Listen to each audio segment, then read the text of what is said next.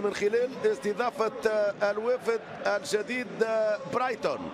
انطلاق المباراة وضربة البداية في مناطق برايتون في كرة من رياض محرز. انطلاق بالكرة من جانب ليستر، يدخل منطقة الجزاء، يفتح الزاوية، التسديد، جول!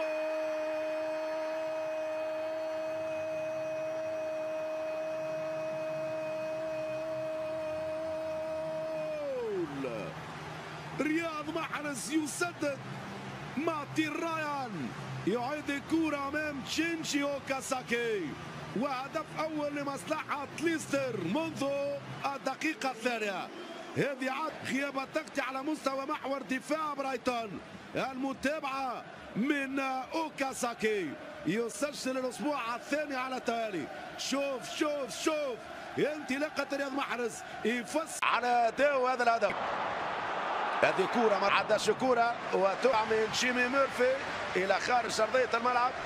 مرة اخرى الخطورة تاتي من اقدام الجزائري رياض محرز في بداية هذه المباراة عن تحقيق الفوز الاول بعد خسارة كانت قاسية.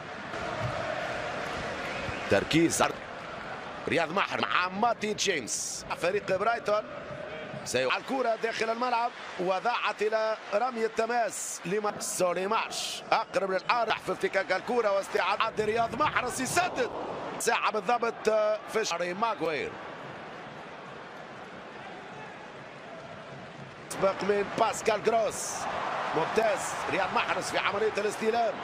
رياض اخرى فريق برايتون اذا يترك المجال بالكامل لشوتنر دافي سالتر لرياض محرز، يرفع كرة من جانب في تحقيق العودة بعد سنوات إلى الدوري الممتاز.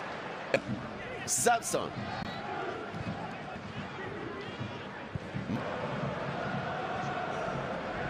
رياض محرز ماتي جيمس يستعيد محرز في كرة بينه وبين ماركيوس شوتنر. رياض محرز هو اللي مشي يتولى التنفيذ، يرفع كرة في نهار يحتل يا سامي. تشكيلة برايتون ماركيوس شوتنر يا اخوانه رياض محرز. حتى الان مجهود كبير من رياض محرز، طويلة في وسط الملعب. رياض محرز ممتاز للتمهيد اول برايتون يلعب قصيرة.